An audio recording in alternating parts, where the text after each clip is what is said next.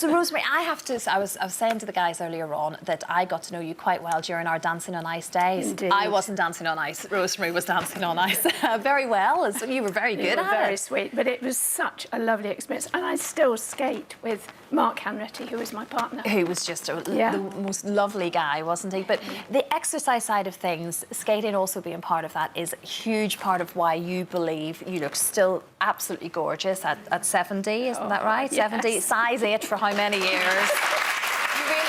look fantastic, Rosemary.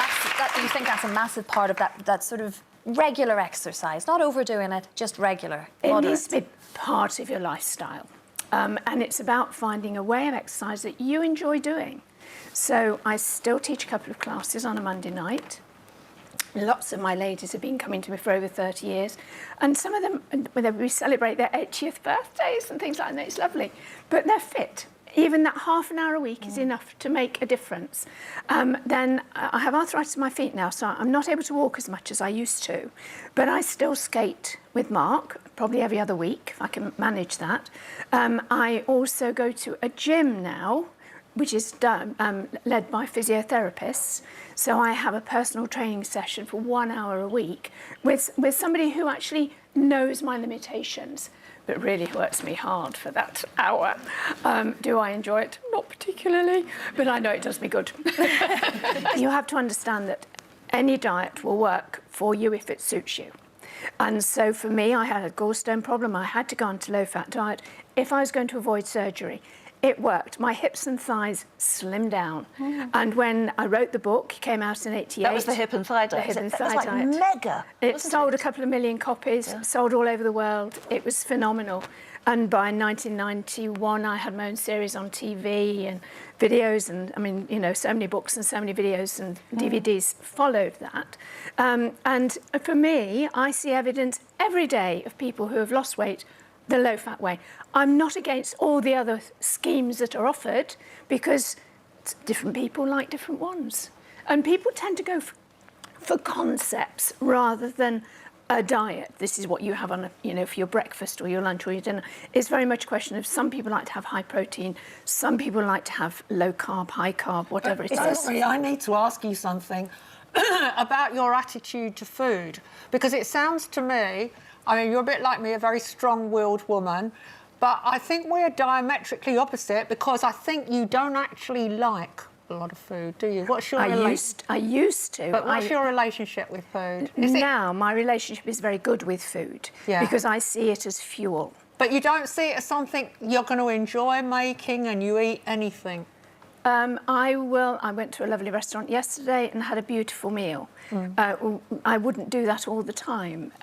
So I'm not a foodie, whereas all those years ago, back in whenever it was, 1970, and I bet there's some people in this audience who did the cordon bleu cookery course that came out in weekly parts, or like a few nods. And I did that, and I created all this gorgeous food, and I couldn't stop eating it. And I gained 2.5 stone. But you can. But Rosemary, I eat anything. But you're active, though, aren't you? I am a very active person, as Rosemary's pointed out. I mean, I believe that you should exercise every single day just go for a walk for 20 minutes to half an hour. Yes. I profoundly disagree with the whole 10,000 step thing that people have on their phones, because that's too much exercise for some people and will mess their knees up. Who you are. Because, too much exercise is not good either. Talking about exercise, we have been discussing this thing today, and this is exercise in one particular part of our body. I will let you take over, Rosemary, because I don't really know what this is. No, you've all got one of these. This is basically a facial exercise and not a contraceptive device, which I know you were talking about. It's a relief, because we were worried. It is a facial exercise. You put it in your mouth like this, and you squeeze it. What does that do? It exercises 30 muscles from here to here. I feel like I do that a lot every day anyway. When you're making all your hundreds of friends you're making every day. You're probably a bit young for this, to be absolutely honest. But when we sort of reach a certain age, we lose the collagen underneath our skin and we start sort of sagging. What this does is lifts us up. Now, let me tell you the history behind it. It was discovered, it was created by a plastic surgeon for burns victims, facial burns victims, and he was putting the skin grafts on and wanted to make their muscles work harder. Created this, and he saw that all the therapists started looking younger. And so, as a result, this basically was marketed now. Definitely So we can start at any Quick time. tip, just snarl. Say, Janet looks fabulous, doesn't she? She looks wonderful just for that. Rosemary, it's been lovely seeing you again. And as we say, you look fantastic. And the book 3, 2, 1, Diet. Right now, okay. What are you saying? Are you doing it? Are you doing